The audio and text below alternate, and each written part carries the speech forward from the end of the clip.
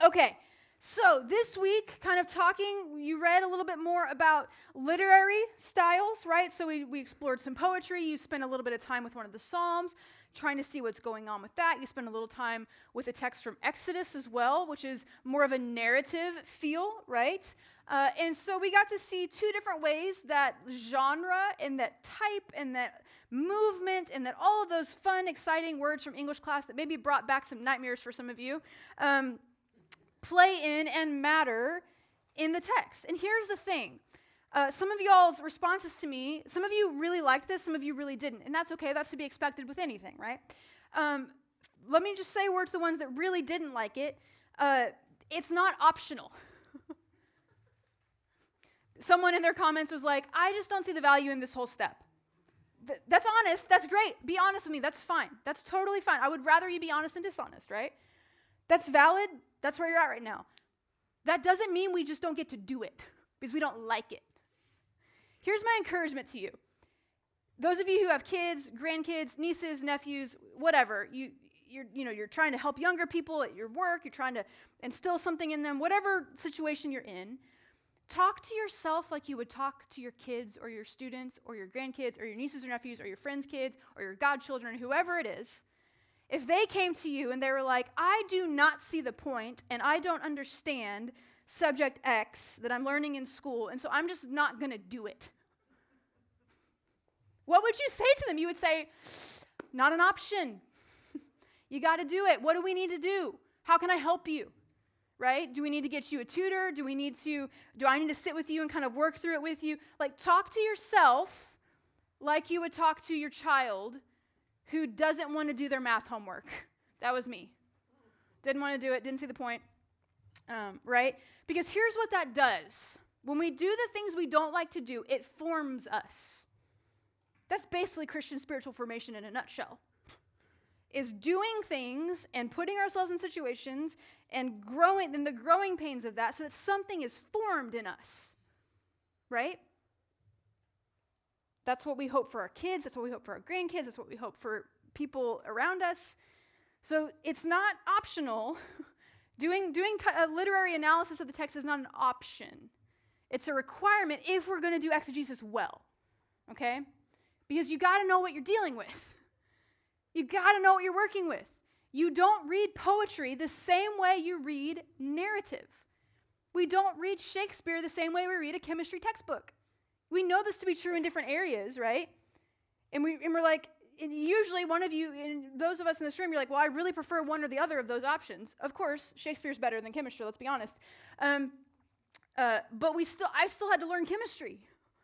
I still had to do chemistry class, right? And I struggled and struggled and struggled and struggled. And I did it, and it formed something in me in relation to hard work, in relation to learning, right? So this is not an option when we come to our exegesis kind of plan. We can't just go, boop, I don't like having to determine literary styles because it reminds me of English class in high school and I had really bad experience there and I'm carrying my baggage from that. Let it be back here. Goodbye, baggage. We're entering into it with fresh eyes, right? Okay, so we have to analyze what type of text we're dealing with. Is it poetry? Is it narrative? Is it apocalyptic literature, which is a whole nother like genre and subgenre? Is it an epistle? Is it epistolary? Is it a letter? Is it even if is it Old Testament, New Testament? That's another great question because you're dealing with different historical periods in that. What type of writing am I dealing with? What type of approach is the author bringing? These are great questions that we have to ask and explore as we come to a text. And again, like we've talked about with other things, no one is expecting you to open the Bible and be like, I have all the answers to those types of questions right here and right now on my own. That's why we have resources. That's why we have commentaries and other things. Now, the Psalms are poetry. That's pretty easy, right? That's like, okay, I got it. Now, for example, let's look at the book of Philippians. I'm going to point out some examples, and then we're going to talk about the work y'all did this week and discuss it together. Open up to Philippians chapter 2. It's a well-known text. You guys, as I start reading it, you guys will be like, oh yeah, I got this. I remember this. What is Philippians? What type of, predominantly, what type of literature are we dealing with here? A letter. It's an epistle. It's a letter. It's epistolary, right? So if we take a look at the beginning, chapter 1, Paul and Timothy, servants of Christ Jesus, Here's who's writing, and then you get to all God's holy people in Christ Jesus in Philippi, together with the overseers and deacons, grace and peace to you from our Lord and Father Jesus Christ. There's a reason that the New Testament letters all open in similar ways, because it's their normal letter writing formula, right? That's one of the ways we know what kind of text we're dealing with.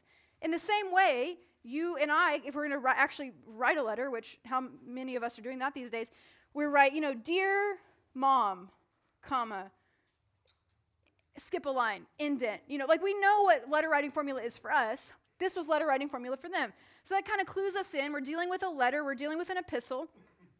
Chapter 2, and typically epistles they're not narrative, right? They're not storytelling necessarily. They're giving information about a topic, right? They're giving encouragement. They're giving correction sometimes, right? It's not narrative. Every once in a while, they'll hop over and tell a quick story, but mostly it's, hey, do this, don't do this, let me encourage you here, let me give you some information here. But it's not poetry, and it's not really narrative, but Philippians chapter 2 kind of flips the script a little bit on us, because starting in verse 1, we have this. Therefore, if you have any encouragement from being united with Christ, if any comfort from his love, if any common sharing in the Spirit, if any tenderness and compassion, then make my joy complete by being like-minded, having the same love, being one in spirit and of one mind. Do nothing out of selfish ambition or vain conceit. Rather, in humility, value others above yourselves, not looking to your own interests, but each of you to the interests of others. In your relationships with one another, have the same mindset as Christ Jesus. Pause. Your Bible should look different after that verse, right? The text should look different. It should be offset. It should be indented differently. It should have some type of different formatting, correct? Does anyone not? Okay, a few people don't. What Bible are we using? Can I see it real quick? Because I'm really curious. Oh my, oh dear. Oh my. Oh, this is bad. This is very bad. This is why we read other translations. This is why we look at other Bibles, okay? Because this is not normal epistolary text that we're going to get. This is more than likely a very old, compared to us, not old for when they were writing, hymn. This was a Christ hymn. This was a song. This was a psalm that was composed about Jesus that the early church would sing. That's what a lot of scholars think. So this is not prose. This is not the same type of writing as we have right above it and right below it in the epistle. It's a song, it's a psalm, it's a hymn, right? So we read it with that in mind. Is it still rich theologically? Absolutely, praise God. This is one of the most rich theological passages we have about Jesus. But it actually, in some ways, I would argue, adds to the gusto of it, that this was probably something that the early church sang, that would have been embedded in their brains and in their hearts. This is about Jesus, who, being in the very nature God, did not consider equality with God something to be used to his own advantage. Rather, he made himself nothing by taking on the very nature of a servant, being made in human likeness. And that goes down all the way to verse 11. So verses 6 through 11 are a Christ hymn. There's something the early church would have used in its worship, right? So we have to, when you read this, again, make sure we're reading in multiple translations, seeing it differently, all those things. When you come to this type of text, you're like, oh, something different's happening here. For example, you'll also see this if you go to Acts. Flip over to Acts with me.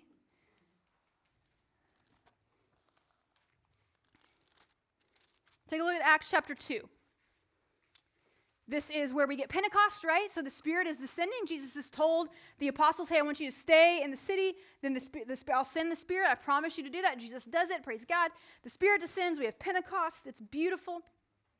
And then Peter, lowly, just humble, not so humble, troubled Peter, gets up and with boldness preaches perhaps one of the greatest sermons we have in the New Testament. And he says this, starting in verse 14. Then Peter stood up with the 11, raised his voice, and addressed the crowd. Fellow Jews and all you who live in Jerusalem, let me explain this to you. Listen carefully to what I say. These people are not drunk as you suppose. It's only 9 a.m. No, this is what was spoken by the prophet Joel. Stop. Does your text look different starting in verse 12? It should. It should. He's quoting, not only is he quoting another biblical text, he's quoting a biblical text that is prophetic and that is in some ways poetic. Because if you go to Joel, the text in Joel is going to look offset like this. So then we're like, okay, I got to switch my brain a little bit because now I was reading like a narrative. Now he's going to insert something into his narrative that's going to bolster his argument, right? That's the whole point that Peter's making here is, hey, I'm going to connect some dots for you. Old Testament, New Testament, I'm going to draw some lines for you. Hey, it says this. So we have to pause and be like, okay, one, what is he quoting? So there should be footnotes in your Bible or in notes that might indicate to you, hey, you could go over to Joel and look at this. And then, not only should we then go to Joel and look at it and see what type of literature and what's happening in Joel, what are we dealing with there? It's prophetic, it's a prophecy, it's a prophetic book, but what type of literature is Joel writing in and around that? But then why is Peter inserting it here? It's a great question to ask. How does it bolster his narrative argument, right? How is, for the lawyers in here and for any type of person who writes or who has to exhort, like how is it adding to your argument? Why is Peter including this reference here? And then he goes on to verse 22. Verse 22 should go back to prose for you because it's continuing his talk, right? And then again, about halfway through verse 25, he starts quoting a psalm. So then we know, okay, he's quoting poetry. It's going to look a little bit different, right? So knowing these types of things is really helpful. Even if you're just looking, so even when I just open my Bible without even reading the text, when I open my text to Acts chapter 2, I'm like, wow, this is a combination, this is a mashup of literary types. Just looking at it on the page, right? And again, make sure you're looking at different translations, so in case one of them doesn't do this, you get that. But that's just literally on the surface, that's good to know. Going in, I'm dealing with two different types of literature, maybe more. It's the same way like when we're reading, it's like when you're reading anything really, and then they quote something else, like you should pause and figure out what they're quoting and kind of figure out what type of literature are they quoting. Is it an op-ed piece? Is it some type of political thing? Is it a medical journal? Like what are they quoting so that you know what you're dealing with? We do this in every other area of our lives, but for some reason when we come to the Bible, it freaks us out, which is understandable because it's weird. We haven't done this before, okay? If it feels a little foreign, that's totally fine. It might. But even just kind of getting used to being like, it just looks different on the page sometimes. Now, not all of them do. For example, flip over to Revelation with me. Lauren, Yes. like in this is a Christian standard, but this is actually bold, where in Ephesians was not bold. It's probably, I'm guessing that Bible might put in bold if they're quoting Old Testament. That might be. I'm sure in the front of your Bible there's an editor and translator note saying, hey, this is why we've done this. Look at Revelation, though.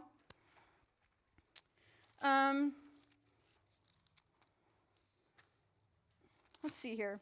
Like chapter 9, chapter 8 and 9, just random chapters. What type of literature is Revelation? Apocalyptic.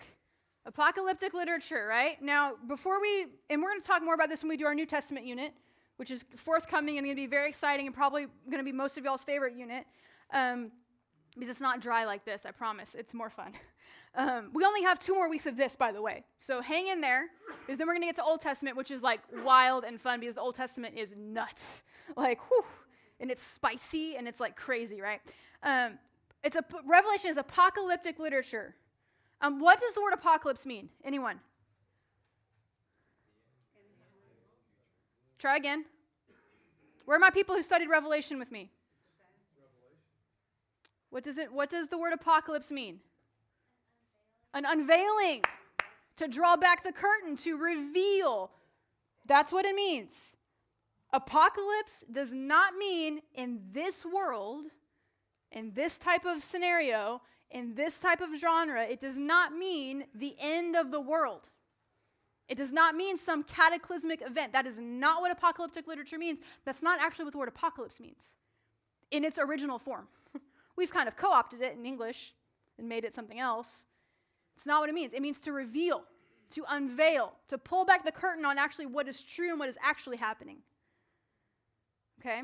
So Revelation is apocalyptic literature. But if you look at Revelation 8 and 9, it should look very similar to just normal narrative prose, right? This is a place where we have to know what we're dealing with because the text is going to look exactly the same on the page.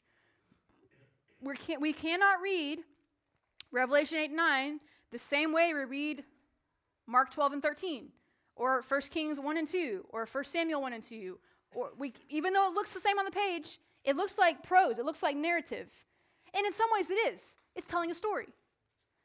But it is apocalyptic literature that we have to, that's the lens through which we have to view Revelation. And we'll talk more about that actually doing that when we get to the New Testament unit in Revelation. Hold your questions for right now, and I'll do questions in just a second. Hold on to them so I can make sure we get you a microphone. Don't forget them. But yeah, so that's, for example, poetry is easy to notice because it's going to look offset, right? Not so much with certain other types of literature, because this even is going to look similar to some of the epistles, right? So this is where a good commentary or even a good study Bible, sometimes a good study Bible will have those intros to the books. That'll tell you in many cases, hey, this is the type of literature it is. Because that then informs how we read what is happening. For example, you read the Psalms, and you get beautiful imagery, because it's poetry. The Psalms tell us beautiful things. The Psalms tell us things like this. The Lord is a strong warrior. God is a rock. Is God literally a rock? No. You know that because you understand, whether you realize it or not, that poetry uses metaphor and hyperbole and all these things. Is God literally the strong warrior that Psalms is depicting? No. Is he a strong warrior and has characteristics of that? Absolutely. Does God have characteristics of being solid and firm like a rock? Absolutely. Revelation 5, apocalyptic literature uses grandiose imagery and metaphor as well. Because in Revelation 5, we're told that Jesus is a slain lamb. Is Jesus literally a slain lamb? No. You know that to be true because you're like, I understand the type of genre I'm reading. Sometimes some of the pitfalls we get into is when we try to read things literally that were not meant to be read literally. That's typically one of the biggest pitfalls that we come into, especially with apocalyptic literature. We try to read things into it because we're trying to read it as a different type of literature than it actually is. It's like going to Shakespeare to figure out the quadratic formula. It's not there. That's not the purpose of the letter. That's not the questions the text wants to be asked, right? Okay, let me pause right there because I've seen a few hands kind of go up. We'll do questions, and then I'm going to have us work on some outlining together so we can kind of work through questions and process that as we go through things. Thank you, Charlie. I think Tomas had a question over here.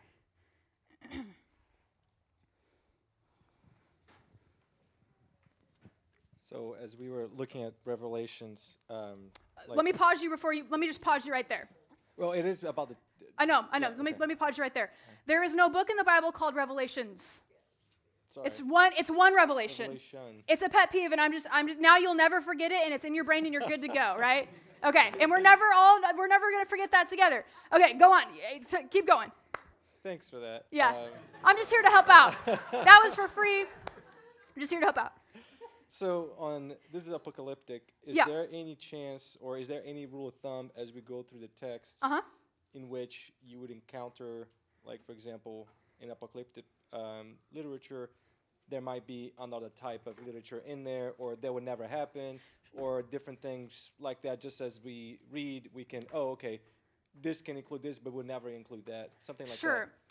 I don't know if there's if I can draw stark lines, because for example, Revelation actually contains letters, right? So it contains little tiny types of epistles. They're not epistles in the same way that maybe Colossians and stuff like that are. But for example, you look at Revelation 2 and 3, and we're told, granted, it's under the umbrella of apocalyptic literature, but there are types of epistles, there are types of letters within that. Now, especially in Revelation, we got to be careful what we're dealing with. We don't take off that apocalyptic umbrella when we read the epistle, when we read that tiny letter type thing in Revelation 2 and 3.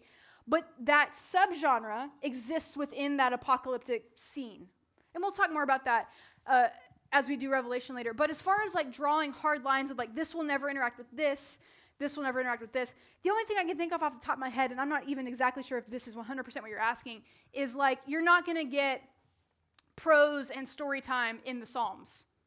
Like the Psalms are the Psalms. They're just songs. You get like a sentence that's like, this was a Psalm of David, but you're not going to get, those genres don't mix in that particular book. I'm trying to think if there's another way to answer that.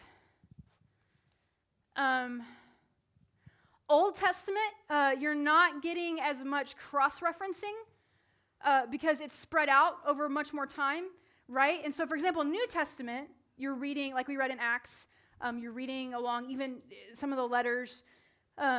Even Revelation does a few times where you actually get things from the Old Testament quoted or referenced in them, right? So the New Testament writers will pull something from the Old Testament and say, see, look at this. Like, this is a great example. That doesn't happen as much in the Old Testament because New Testament hasn't happened yet, and because it's much more spread out as far as like time of the text and what was written and the events that it covers. So the Old Testament, you're not getting cross-references in the way that you do in the New Testament, if that makes sense. That's all I can think of right now. I'll keep thinking about that. If something else pops in my brain, I will add that. Any other thoughts, questions on this? Okay, let me ask this then. What did we think about the homework? Did we have questions? Some of you in your comments said, hey, I struggled with this question, or I had more questions about it. Are there any of those that we can address together here? Because I want to kind of help us be comfortable with that. And if not, then we can move on to the next part. But I want to give space to process what y'all worked on this week, if that's going to be helpful to you. Yes, over here. Thanks, Charlie. Let me actually pull those up so I can track with you. So when I was doing the two different questions that when we read Exodus and when we read the Psalms, right?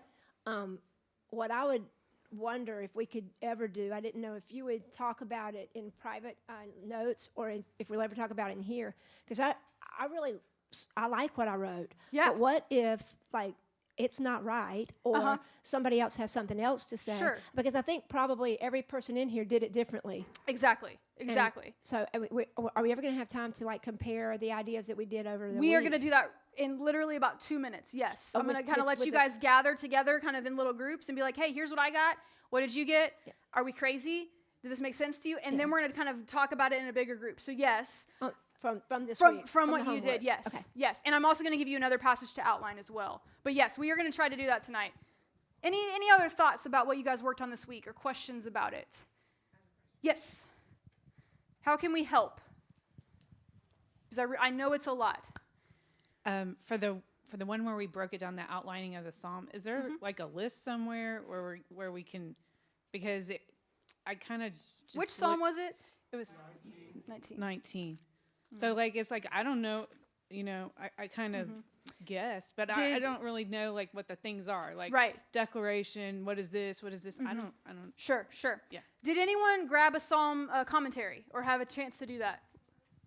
Okay. Was it helpful at all? Okay. So that's an option. And again, sometimes we don't have time to do that while we're doing our homework. I totally understand that. When it comes to outlining and when it comes to kind of breaking a text down, at least for right now and what we're doing, there's really not a right or wrong way to do it. There's not a right or wrong way to outline right now. Even as you try to identify types like declaration, what type of, all that type of stuff, I'm more concerned with can we kind of see themes maybe in a text, common things, things that are inverses of the other. I'll show you a psalm here in just a second that I outlined, and it might help. I don't have Psalm 19, I don't think, in a file, but I have another one. So as you kind of practice right now, the main thing I'm going to really encourage you to do is work on just outlining. Be it a psalm or narrative, it doesn't matter. Just get it on paper so that you can see the flow of thought. right? Because that's gonna help you settle into the text more than just kind of reading it on the surface, right? If you have questions about like, hey, I don't know if I got this right, or if I'm not sure I'm even on the right page, one, feel free to email me during the middle of the week and be like, hey, am I on the right page? I will happily help. Also, if you want, like, again, we have the commentary library here. If you are working on something and you get really into it and you're like, I need more resources, shoot me an email. I can like PDF stuff to you, right? I can put it up on Google Classroom if that's helpful. Because the commentaries and other types of resources right now are going to help kind of settle some of those questions. But what I don't want you to do is look at how they outline the passage, at least at first. I want you to do your first pass of an outline before we try to look at how someone else did it, right? Because otherwise you're never going to develop the ability to do it. You're just going to use it as a crutch, and that's not healthy. That's not the goal, right? Okay, any other questions about homework? Let me pull up, right here. While you're talking, I'm going to try to pull up this other thing that I did. And so, and a part of it's my bias of thinking these people back then didn't know anything about grammar or English or anything else. Oh, they knew grammar. They knew Hebrew that's what grammar. I'm saying. Be careful. Okay, that's what I'm saying. I had a bias. Yeah. And so, finding out that the scribes were really sharp in what they were doing, and there was a purpose in the way they wrote. Yes, absolutely. No, the people who put the Bible together knew what they were doing. Like there's form happening. There's reasons that decisions were made. Hebrew poetry is fantastic.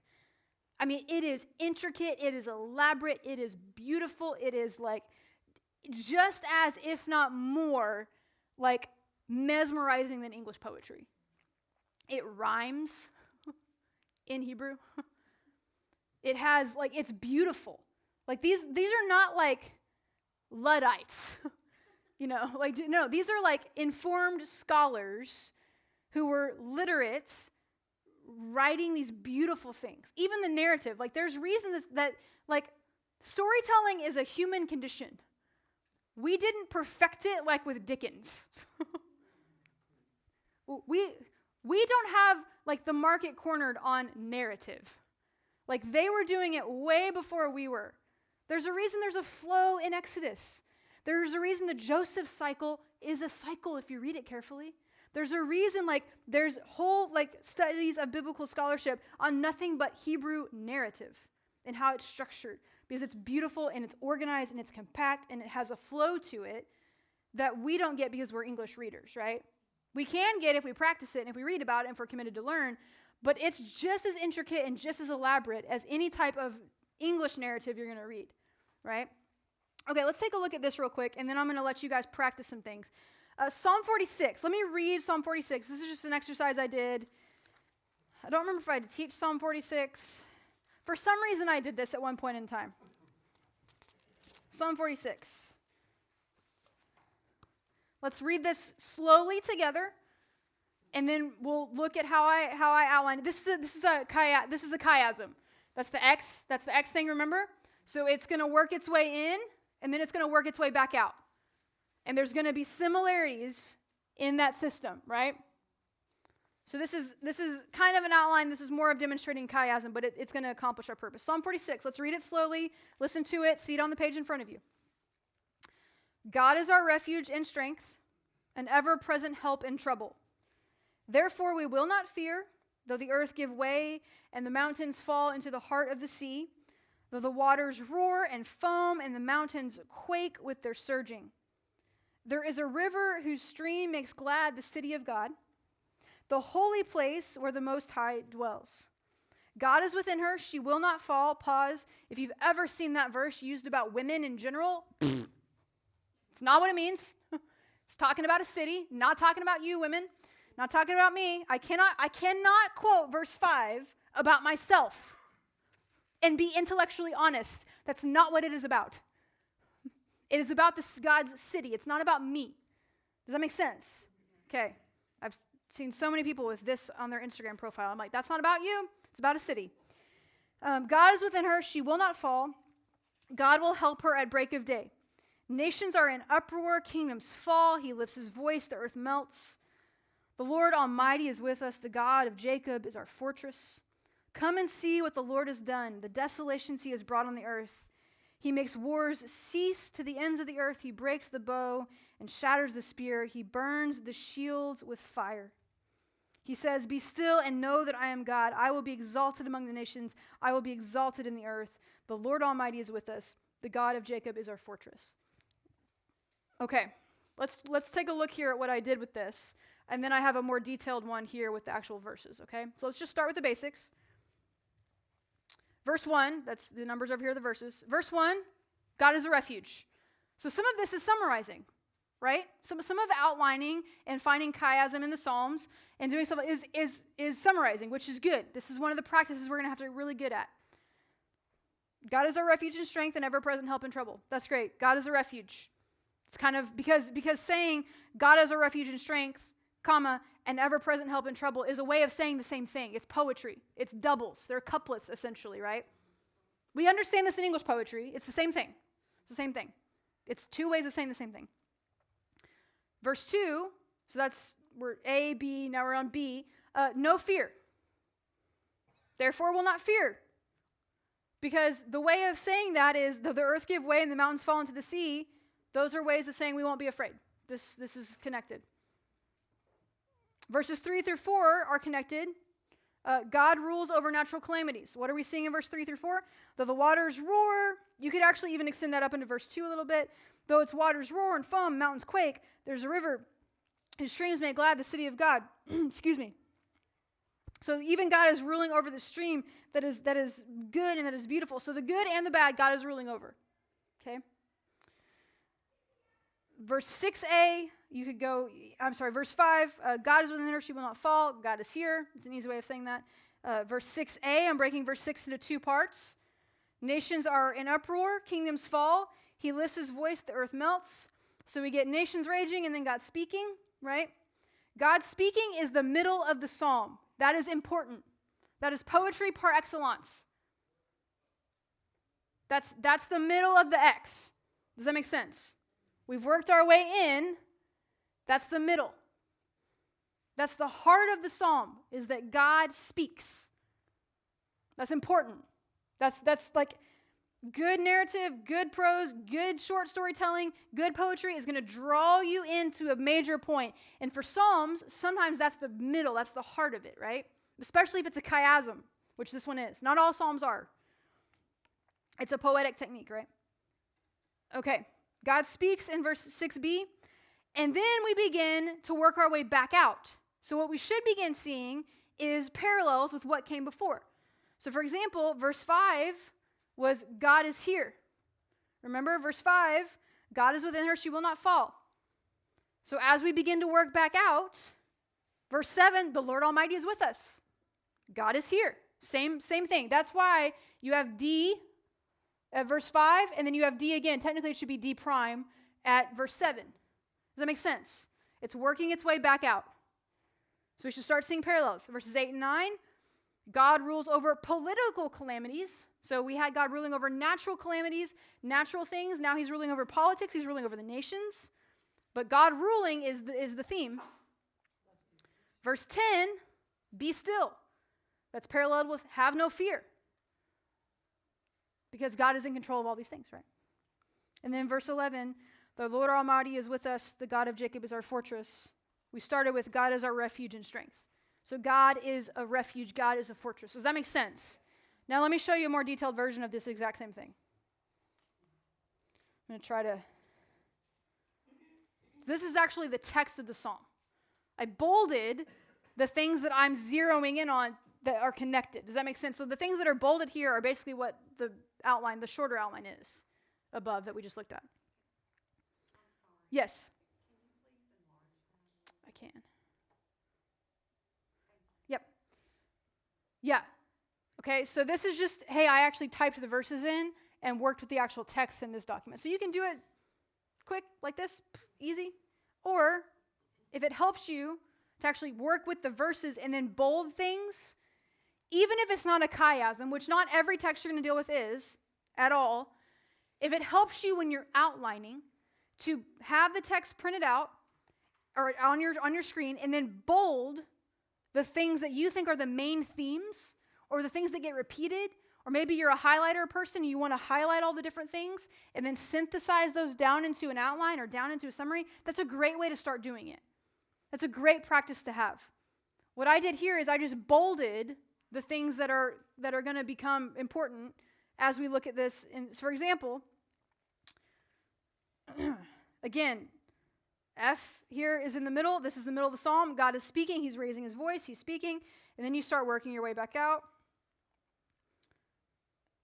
And then you get God is our strength. He's our stronghold. He's a strong refuge, right? So again, not all psalms are chiasms. Not all psalms work in this out to in to out pattern. Some of them you're not going to get the punchline until the end, because there's that other great kind of what's the word I'm looking for? Type, or this other great kind of formula in the Psalms where David or whoever it is like calls out to God, and they're just like, God, where are you? Why haven't you spoken? Why have you abandoned me? Here's all the calamities that have befallen me. Where have you been? You haven't answered. My enemies are at my doorstep. They're chasing me. I'm in hiding. All of these things. And it's just this litany of like terrible, terrible things. And then you get to like the last 2 or 3 verses, maybe even 4, and it's like, but I will trust in God. Right? So that's not a chiasm usually. That's a whole different type of poetry. That's a whole different type of psalm we're dealing with. But it's still poetry, so you're going to get some grandiose kind of metaphors, simile, all that type of stuff. But you don't get the punchline until the end. Sometimes you're going to get it in the middle, sometimes you're going to get the end. And the way we find that out is by careful, close reading. Hopefully we've begun, if we haven't learned anything yet, we've learned that we have to be careful and close readers. We got to slow down, right? Some of us are like, yes, and that's the part I don't like. Some of us want to get there, right? Which is so exciting. Like we want to have that enthusiasm. We want to get there. But we have to slow down when we encounter the biblical text and ask, what are we working with here? What is this saying? What am I doing? And even within the Psalms, you have different types of Psalms, right? And we'll talk more about that when we do the Old Testament unit. We do Old Testament poetry. We'll talk about, you have like, Psalms of Ascent. You have coronation Psalms. You have Psalms that are the imprecatory Psalms, which are like, hey, kill all my enemies, God. And we're like, what do we do with these? These seem really harsh. So even in the Psalms, we have to know, what type of psalm am I dealing with? And again, no one's expecting you to know that. That's why we look at commentaries. But we have to actually do the work of looking at the commentary. We can't just breeze through it and be like, it doesn't matter. It matters. It matters immensely. Because I'm pretty sure we don't want to sing. None of you wants to sing, hey, God, the Babylonians took us away from our home. Would you kill all their babies? That's in Psalms. It's pretty graphic. Like something internal in us understands this is a different type of psalm than, hey, the Lord is my shepherd. I shall not want. Different type of psalm, right? And we have to read them and study them a little bit differently, right? Still poetry, but different types of poetry. Like you have sonnets, you have limericks. We understand that in English, but in Hebrew, it's a little bit tricky for us to pick up on sometimes. Thoughts or questions about this? Yes. Let me grab microphones. Here, just right behind you up there.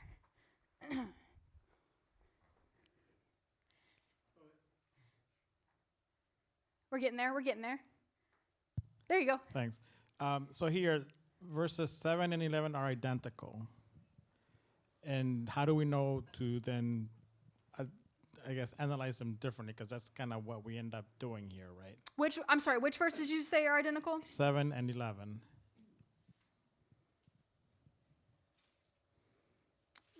7 and 11 are not. Where are we getting that 7 and 11 are identical? Oh, I see what you're saying. Okay, I see what you're saying. Sorry. Yeah, so again, the way you know what's happening is you're following the flow of the psalm, right? So you're like, what you have to kind of parallel what's happening about verse 7, which is E prime. So what's happening E prime? God is in the midst of verse, you will not be moved. He's going to help. Now you do get psalms like this where a verse is repeated. Like 7 and 11 are the same. It's the same verse. Like it's repeated, which again, why is it repeated? That's a great question to ask. You don't have to analyze them differently. They're helping the flow of the psalm. They're helping direct what's in the middle of the psalm. They're helping draw our attention to something. but they're both saying this. The meaning doesn't change between verse 7 and 11. The meaning of the Lord Almighty is with us, the God of Jacob is our fortress, is the same in both of those verses. Like the exegetical work as far as like, what does this mean? That doesn't change. How they function in the psalm changes, if that makes sense. Like their role that they're playing in the great symphony of the psalm changes. Their meaning doesn't really change. There's not a whole lot we can say about, hey, the Lord Almighty is with us, the God of Jacob is our fortress. It's pretty cut and dry in some ways. I mean, you can go deep and look up, who Jacob is and all that stuff, right? But the meaning of them doesn't change. Their role in the psalm is different. Does that make sense? They're like supporting the psalm in different ways. Saying the same thing, but just supporting it differently. Yeah. What else? Yes? Is 7 maybe more dealing with, because it's coming after the natural disasters, and then 11 is dealing with the political and human disasters, so it's kind of wrapping possibly up both of them? Yeah, that's a great reading of that. Yeah. What else?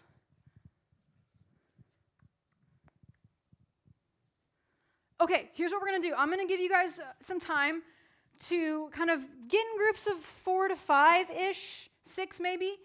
Talk about those 2 questions from your homework, 3 and 4. Take a look at that together. If you had one that really gave you trouble more than the other, maybe talk about that one. Process together what you did. Ask each other questions. This is how we get better at this. I know some of you are going to hate this, and if I were in your shoes, I would hate this too. I'm an introvert. I get it. Let's just get over that for 15 minutes. We can do it together. We all love Jesus. It's fine. Just make it work. Do that. Talk about your homework. Kind of process together, hey, this made sense. This doesn't make sense. Did you get something completely different? And then we'll reconvene and kind of process what we learned together, okay? About groups of like 5-ish. Let's make that happen. Thank you, guys. Okay. I know I'm hearing excited, beautiful, information-filled conversation, which I love to hear. This is so exciting. Let's come back together to our large group.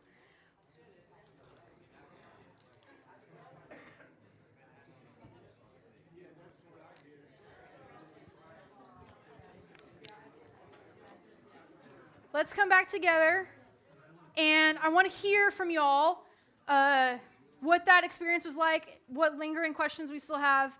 How many of you were like, that was actually kind of encouraging and helpful, I don't feel as alone as I did, or maybe I heard something from a different perspective? How many of us, was it like, yeah, okay. How many of us are like, I never want to do that again? Be honest.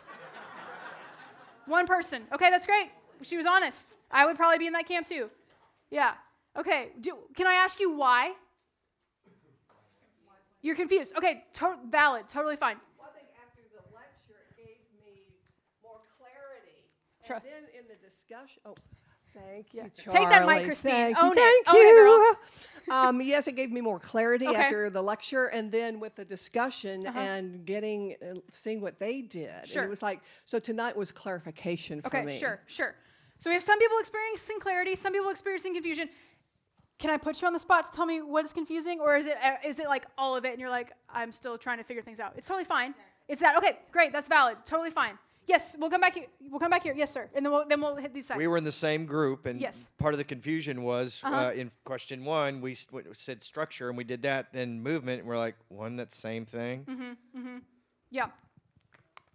No, they're not. What does the book say about that? What did we? Is this let's. Okay, we'll talk about it in a second. Let's come over here for this question, and we'll circle back. So I think we outlined it all very similar, or kind of. We understood each other's points of view. Sure. And I think the second exercise was a little bit easier. The poem, having to attribute the different common structures to it was more difficult than outlining it in the movement. Sure. We kind of got that, but having to identify those structures was harder. Great. Okay. Let me ask you this to kind of encourage us. How many of us was this the first time us ever doing that type of thing?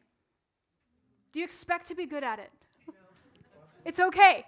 It's okay to still have questions. It's okay to be like, I feel like I am like building the airplane as I fly and I don't know what's happening. It's okay. I know it feels that way. You're okay. Like you're in a good place. You're still here. It's okay. I promise it's okay.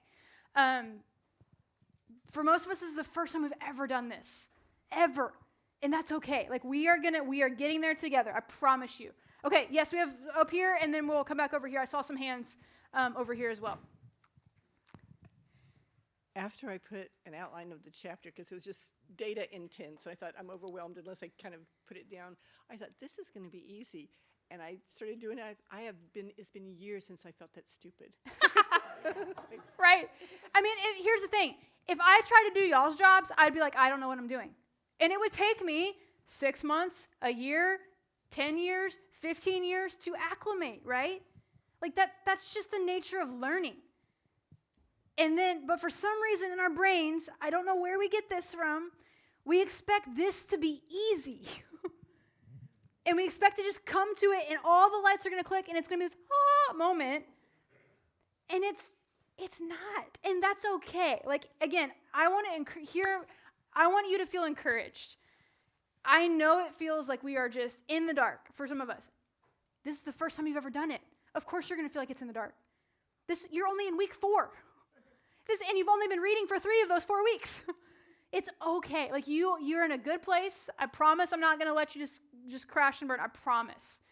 Keep going. Keep going. Little by little, it's going to start to click. It's going to feel like a foreign language for a few more weeks. I promise it's going to turn a corner. It will. It happens in all my classes. I promise. You're not alone. Okay, over here. And then we'll circle back. I find the textbook very difficult to read. Mm-hmm. So because you've never read something like this before. No. And so it's weird. It feels weird, right? So I break it down and I outline it, like every paragraph. Great. So I can go back and understand. My question is, when we did the outline and we did the narrative diagram and that kind of thing, mm-hmm. After that we talk about the movement. Mm-hmm. And so for me, I'm going to ask you to the story that we read this week mm-hmm. moves through various relationships. Mm-hmm. That's Exodus 34. 34. And 32. 32. Golden calf. Exodus 32, the golden calf. Yeah. And so the people I talked about, when I answered the question about movement, I talked about the relationships between the people with Moses, and Moses and God, and the relationship with Moses and Aaron. Yes, great. And then the Levites and Moses, they had a good relationship. Yes. And so I dealt with movement as relationships. Yes. And I dealt with the outline as that language arts thing we do when we do that. Is that right? That's beautiful. Is that what movement is? That's beautiful. Yes, and movement's going to look different in different texts, right? Mm. But what's another way to ask the movement question is, what is driving the story forward? And to me, and to you, is it relationships? Yeah, because it's bouncing back and forth between scenes, right? It's bouncing back and forth between. We start off, the people are down here. They see Moses is tarrying and coming back, and they kind of freak out. And then we cut scene. It's like a movie. We cut scene. It's moving the story forward, right? We cut scene. Verse 2. We have a new character, Aaron. Aaron's talking. Aaron's going to drive the story forward a little bit more for us, right? Aaron's going to see these things, and then we cut scene again in verse 7. We're back with the Lord and Moses, right? So these relational dynamics, these characters, these discourses are pulling the story forward, right? They are moving us. So that's a great way to do that. But go ahead. Would there be other responses? I found it in relationships, but would there be other? Did anyone else have a different take on that? Anyone else? Yes, over here, Tomas. Great question. Great thoughts here. Not a take, but more of a. I thought the movement was more in terms of the specific language that the author is using. That too. Yes. Okay. Yes. So again, there's multiple ways to drive a story forward, right? So you get words like but, or therefore, or and then, right? Again, usually connected with some type of scene change, which in this passage is connected to different characters and relationships. So that's 2 ways of kind of saying the same thing, in a way, right? So especially when we get to the New Testament and you get to Paul's letters, Paul loves to use conjunctions, right? So you get, lots of ands, lots of buts, lots of fors, lots of therefores, those types of things. Those, especially in Paul's letters and in other places, are going to move the story forward, right? They are pulling us along in the story or in the argument, which is a lot of what Paul is doing. He's not doing narrative. He's building a case, especially in something like Romans. Romans is really just Paul building a case for something over and over and over again from different angles. So you need to pay attention. Characters, relationships, that's a great way to look at movement.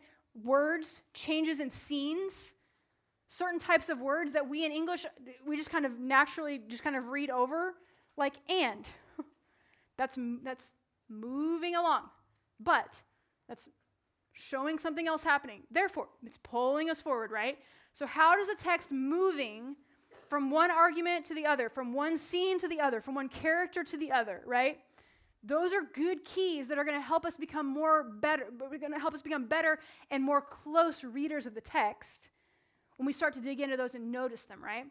Great questions, great thoughts. Anything else from your time together talking or lingering thoughts about the questions you guys worked on? Okay. Let him get the mic real quick. I did more of the pyramid scenario. Sure. With the climax being the throwing down of the Yes. in the burning of the calf. Right. But I also I did it in two ways. I started with Moses on the mountain, going back to chapter 30. Okay, fair enough. Yes. And, okay, you can. That's Sure. okay. If you want to Okay. set some bigger context, knock yourself out by all means. Like Okay. that's good. That's good. Again, we're zooming out a little bit, right? If we can, yeah, it's going to give us better context, better help figuring out where we are. Anything else? Okay, we got about 20 minutes or so. What I want to do is I want us to out loud together. We won't have to use the mics for this. Just shout it out and I'll kind of say it. Let's outline something together. Let's outline something together. Let's take a look. Let's stay in Exodus. Let's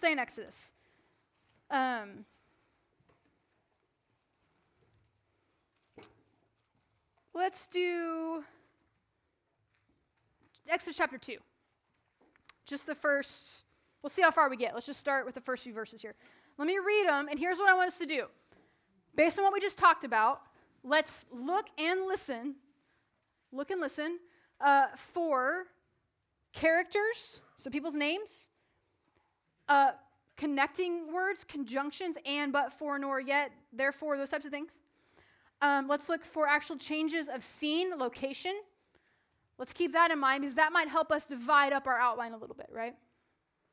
Let's just start in verse 1. I'm going to read a little bit. Chapter 2, verse 1. Now a man of the tribe of Levi married a Levite woman, and she became pregnant and gave birth to a son. When she saw that he was a fine child, she hid him for 3 months. Remember, the context here, we're zooming out, is that Pharaoh has issued a decree to kill all of the newborn baby boys. That happens in chapter 1, right? But when she could hide him no longer, she got a papyrus basket for him and coated it with tar and pitch. Then she placed the child in it and put it among the reeds along the bank of the Nile. His sister stood at a distance to see what would happen to him. Let's pause right there. You can get as detailed or as broad as you want to in your outlines. Now, don't take the, hey, going broad as an easy way out. Don't be like, there are only 2 main points in this whole thing. No, they're not. They're more than that. But for example, here's maybe what we could do. We could do Exodus 2. Okay, so we're going to do verse 1. We have background information, right? That's kind of what verse 1 is. And then verse 2, the way our Bibles starts with a conjunction. It starts with an and. So these 2 things are connected in some ways, right? They're pulling us forward. So conceivably, what you could do is you could either leave verse 1 as its own kind of like chapter heading in a way, and then start the next point of your outline with, say, like verses 2 through 3. But what I'm going to do, just to kind of show, hey, we don't have to be super detailed. We can kind of think big picture right now. We'll get better at the details as we go. Let's kind of broaden it a bit. Let's say verses 1 through 3 are something akin to problems with the infant. Okay? You could word that a million different ways, but for our purposes here, it's problems with the infant. We have a baby, we don't know what to do with it. Right? And here's what we're going to do. Verse 4 kind of stands on its own. Sister watches. Okay, you could lump that in with verse 3, I guess, but we've switched a character, right? We got a sister now. Okay, again, I'm not even really outlining this in a proper ABC 1, 2, 3 outline. We're just doing it this way for now, just to get our arms around this a little bit better. Starting in verse 5. Then, okay, so we have a scene change. Story is being driven forward. Then Pharaoh's daughter, new character, went down to the Nile to bathe, and her attendants were walking along the riverbank. She saw the basket among the reeds and sent her female slave to get it. She opened it and saw the baby. He was crying, and she felt sorry for him. This is one of the Hebrew babies, she said. Let's pause right there. Sometimes your Bible helps you a little bit because there's a little bit of, and sometimes it's not always right, so don't take it at face value. But should we group verses 5 through 6 together as one point, or do we want to separate them out? What do you guys think? No. Keep them together? Keep them together. Okay, what should we call it? 5 through 6, what are we calling it? Finding of the baby. Okay. Yeah, Pharaoh's daughter. Spell that wrong. Say what? Pharaoh's daughter finds Hebrew baby. Yeah. So we got the baby, the Hebrew baby is being found. Pharaoh's daughter's doing this finding. That's verses 5 through 6. Again, verse 7. What does verse 7 start with in your Bible? Then. Okay, we got another kind of key transition word. It's the same way you tell a story. Then this happened, then this happened, then this happened. Then his sister asked Pharaoh's daughter, shall I go and get one of the Hebrew women to nurse the baby for you? Yes, go, she answered. So the girl went and got the baby's mother. Pharaoh's daughter said to her, take this baby and nurse him for me, and I'll pay you. So the woman took the baby and nursed him. When the child grew older, she took him to Pharaoh's daughter, and he became her son. She named him Moses, saying, I drew him out of the water. What do we want to do here? We're starting in verse 7. How far do we want to take verse 7 into the text? What do we think? 7 through 9? Why? Caring for the infant? Right. We have a little bit of a resolution to the problem, right? So it's driving the story forward as well. Okay, 7 through 9, caring for the infant. It's also a pretty good con. Give your baby to somebody else, then you get paid for taking care of it. Right. Don't we all wish? Don't we all wish, right? Okay, so the scene has changed, right? Okay, so we got that. Now, apparently we're going to be in verse 10 now. So what do we want to do with verse 10? It stands alone. Do we need to separate it within itself? Yeah, is that what you were going to say? Yeah. Like subdivide it. Okay, so 10 kind of is dealing with a few different things, right? So the first part, let's do 10a. That's how you're going to do that if you're doing just basic biblical studies and you want to divide a verse. 10a, 10b, 10c, etc.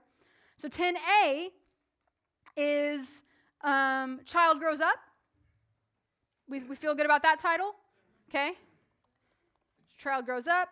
Kind of interesting that it grows up before it gets a name. Right. Yeah, you got to earn it, right?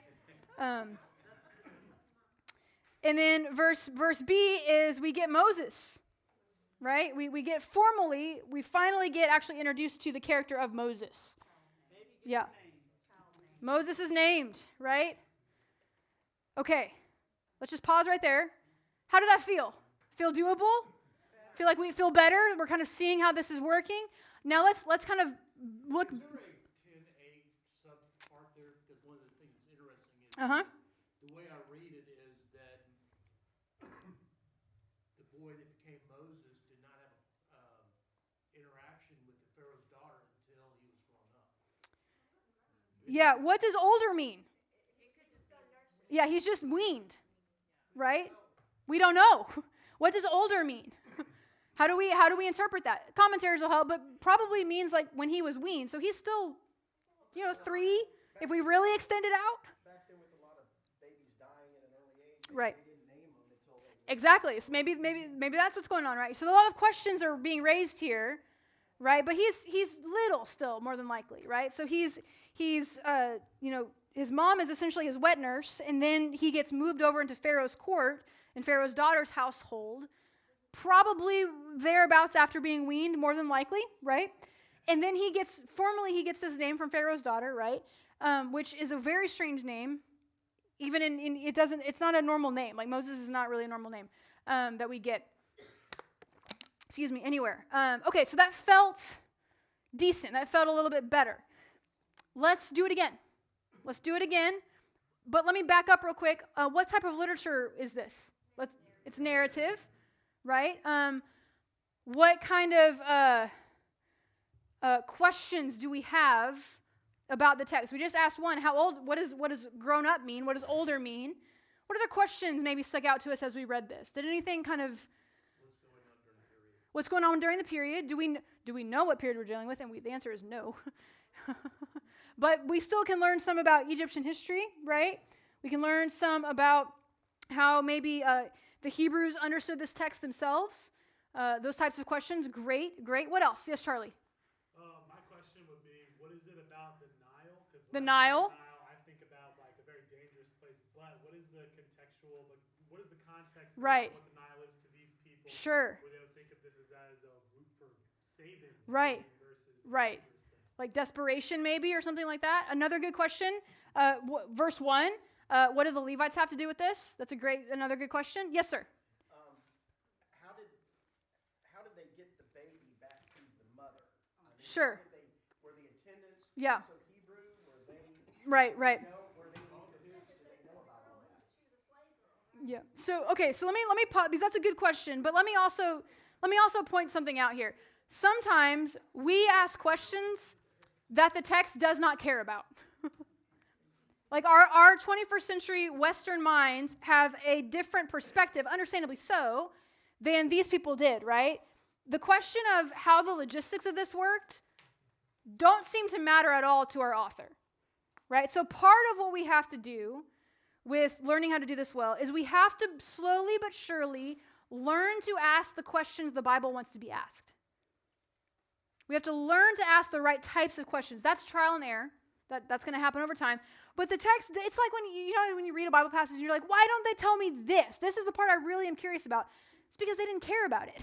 It's cultural. It doesn't matter to them. Like it's inconsequential for the story, right? So sometimes we have a bunch of like really in-depth questions. We're like, well, why doesn't it do this? Because the authors don't care about that, right? Like that's not the point of the point of the story is not the logistics of how did the baby Moses get from point A to point B to back, right? It might have been happening all the time, right? The Egyptians, typically, people in power, even, in English aristocracy, you have wet nurses. The mom isn't doing that. Like, we've kept doing that for a long time in some cultures, right? And no one really cares or talks about it. We're not curious about how that happens, right? Yes? So, should we be asking these questions first and then moving into... Yes. I kind of did it backwards because I wanted us to make sure to have time to outline and to practice. But yeah, we should have asked those questions before we outlined. I kind of flipped the script on us a little bit because I wanted us to really make sure we got the outline done. Yes? Should we presume, though, if Moses is writing this, he's trying to be humble and not saying, I grew up and I learned all this stuff? I do not think Moses wrote this, so I know, no. That's what I'm saying. The author that's writing it. Yeah, probably someone else, more than likely, is writing this, yeah. I saw another hand. Yeah, Jim. It's probably not important, but why did the Pharaoh's daughter let him live? Yeah, God's provision. She wanted a baby, right? Maybe she was barren, I don't know. Yeah, the real only way that we can seem to read that is through a theological lens. Like, this is God's provision, right? She's disobeying the Pharaoh, who's considered to be a deity, essentially. She's disobeying not only that, but she's related to him. She's perhaps running risks. We're not 100% sure. Maybe this was done more often than we realize. All these types of questions that we can research on our own. But there is definitely a theological lens, and we're going to talk more about that in the next couple of weeks. When we come to this type of thing, we see it's just God's provision, right? Over and over and over again throughout Exodus. Yeah, she's like, we got to work that. We got to get a plan, right? Well, I mean, not really, because she was never pregnant. And yeah. She shows up with Yeah, but again, these are questions that we care about that the text does not care about. The most interesting She knows what she's doing, right? Yeah, she's not in the dark on this, right? It's very clear. Again, this is not the point of the text. So we have to learn to be like, those questions, they don't matter to the text. They might matter like in your brain, and I'm not going to invalidate you trying to ask good questions. That's not what I'm doing, but they don't matter to the text. They don't drive the text forward. They're not the main reason. What's the main point of this text? Moses. It's Moses' origin story. It's his background, right? If Moses got a movie, which he's gotten a few, this is his origin story, right? This is where he came from. Okay, let me. Sure. What's the probability of a child surviving in a tar-laden basket going down the Nile River? I'm gonna push back on that and say probably pretty good, and I don't think that's something that the author made up. Yeah. Excellent basket weave. Yeah, they were really proficient at that basket weave. Okay, let's stop right there. I want to have a chance to do this again in another quick text. Let's take a look at Mark chapter 1. Mark chapter 1. Starting in verse 9. Here we go, verse 9. Mark chapter 1, verse 9. At that time, Jesus came from Nazareth in Galilee and was baptized by John in the Jordan. Just as Jesus was coming up out of the water, he saw heaven being torn open and the Spirit descending on him like a dove. And a voice came from heaven, "You are my Son, whom I love. With you I am well pleased." At once the Spirit sent him into the wilderness, and he was in the wilderness 40 days, being tempted by the Satan, and he was with the wild animals, and the angels attended him. Okay, let's just see what we can do in the next 7 minutes with that. Starting in verse 9. So we got Mark starting in 9. How far do we want to take 9? Does it stand alone? Are we going to include it in later verses? What are we feeling? I would break 9 up. You would break 9 up? Okay, anyone want to argue with that? Okay, so 9's going to stand alone. He mentions in those days, which seems to imply like they want you to know this is early Jesus. Right. It's connected to what happened before. It's connected to John's preaching, right? So verse 9 is Jesus appears. We don't get a birth narrative in Mark. This is the first little bit of Jesus that we get, except in the title of Mark, that opening verse. But this is the first actual place where Jesus, the character, comes in. Can you break that down to 9A and 9B? Okay, sure. That's great. Let's do it. 9A, Jesus appears. 9B, Jesus is baptized. Okay, great. What about he's from Nazareth, which is a key thing going on? Yeah, so that's right. So that's not going to get its own outline point, but that's that's one of those questions that we need to be asking, right? That's one of those things that you should have written down when you initially approach the passage, right? Learn more about Nazareth. Note to self. I need to know what's happening there, right? Okay, great point. Okay, so now we're at verse 10. What are we doing with verse 10? Are we leaving it alone? Are we connecting it further? What are we doing? 10 and 11 can go together. Anyone want to argue with that? Okay, great. 10 and 11 is what heading, what kind of summary do we want to use here? Well, the Spirit descended. Right? I have a little trouble with that because then the voice came from heaven. Yep. So this is a Trinitarian situation, possibly? Other than Genesis, is this the next time that the triune God is together? I mean, I don't know. You get references throughout, kind of depending on how you want to read it. But yeah, this is a pretty strong Trinitarian reference, right? So we have Jesus, we have the Spirit descending, and we have a voice from heaven. Okay? So 10 and 11 go together. Well, that's what we're doing here, and we're going to say something about post-baptism activities. Post-baptism activities, right? So he comes out of the water, and then as he's coming out of the water, heaven tears open, Spirit descends, and a voice comes from heaven saying, "This is my Son, whom I love. With you I'm well pleased."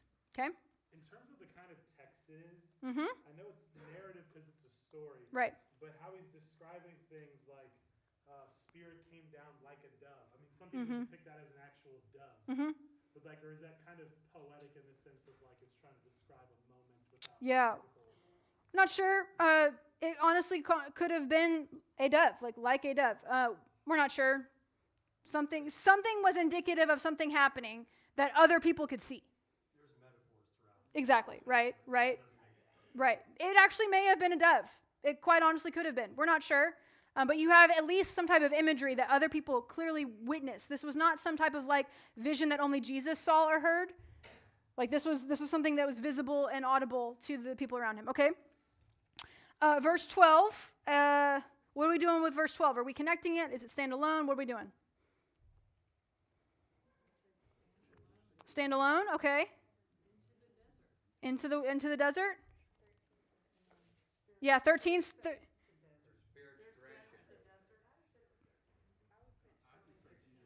Okay, so we got some different perspectives here. Some are saying 12 is by itself, and it's, hey, into the desert, and then 13 is what's happening in the desert, right? So they can go together, but they also are kind of maybe if we're outlining this, it's like an A-B situation, right? Right? So we could do it as an A-B if we're doing a proper outline. It's A is informing B, B depends upon A, right? So we can group them, or what we can do for our intents purposes here is I'll just indent here and put verse 13 under verse 12. I realize I'm not actually formally outlining, but we're practicing, right? So verse 13 is in the wilderness and / temptation, right? Something like that. We can use different words. In the wilderness, temptation. Feel good? Feel doable a little bit? Again, notice we didn't try to do 30 verses at once. We did 5, not even. Just little chunks, little bitty chunks of practice. And again, we didn't even really outline. We just divided the passage. Because when you start doing the Roman numeral 1 and then A and then B, that's where you can start doing, hey, this verse depends upon this verse. A and B are connected, or 1 and 2, or however you're doing that. You will find a rhythm as you do this. You'll find a rhythm. Shouldn't we mentally almost just get rid of all the verses, because the verses weren't there to begin with? They were all added. They're helpful, of course. Sometimes they're not helpful. Yeah, don't rely on them. Don't use the verses or where the paragraph breaks are as a crutch to kind of inform how you outline, because sometimes it's just wrong. Sometimes a verse, a thought should not have been divided. We should not have put a verse if the thought is still going. It's one continuous thing. Although, that being said, Romans would have some really long verses. Because Paul just goes and goes, run-on sentences right and left. Okay, we are about at time. This was, you guys, great questions, great thoughts, great participation. Thank you. Let me once again say, I know it feels foreign and weird and in the dark. I know it does. If you are still struggling with that, and if you are totally 100% fine, just email me if you want extra help. I'm here. We can meet. I can jump on a Zoom call with you. I can respond in an email if that's helpful. Don't be afraid to ask. If you are still feeling lost, don't be afraid to ask for help. That's what we're here for, right? Let me pray, and then we're good to go. Lord, thank you so much for just everyone here and their dedication and their commitment to learning and to doing hard things. God, would you encourage us this week as we continue in our studies? Would you give us just a boost of energy? God, thank you for their perseverance. Would you honor that in their time of study this week? It's in Jesus' name. Amen. Thanks, guys.